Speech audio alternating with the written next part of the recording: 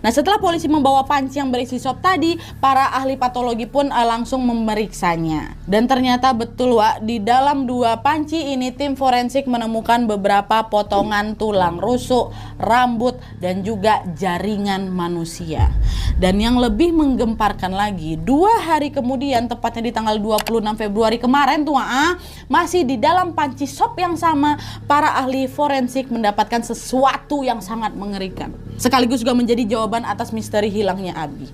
Di mana di dalam panci itu ahli forensik menemukan tengkorak kepala manusia yang bentuknya lumayan masih utuh. Mereka juga mengindikasi adanya upaya penghancuran tengkorak karena di bagian kanan tengkorak itu terdapat lubang yang diduga sebagai akibat dari benturan benda tumpul. Rambut yang semula melekat di tengkorak itu sudah dalam kondisi terlepas ketika ia matang setelah dimasak menjadi sup. Dan tengkorak itulah yang kemudian diidentifikasi sebagai Ebi Coy. Ebi Coy, Wak.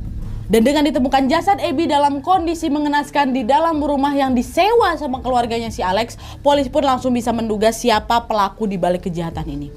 Mereka tidak lain dan tidak bukan adalah keluarganya Alex. Ya, rumah di distrik Taipo tadi, Wak, yang mereka sewa di awal Februari lalu sengaja memang digunakan untuk menjadi tempat eksekusi penghilangan nyawanya si Ebi. Dan karena rumah itu disewa atas nama Pak Kwong Kau yang seperti aku bilang di awal tadi, kalau Pak Kwong Kau ini sempat nyebut bakal menghilangkan nyawanya si Ebi apabila apartemen yang mewah kali itu dijual, maka si Kwong Kau ini juga lah yang akhirnya diduga menjadi dalang utama dalam kasus ini.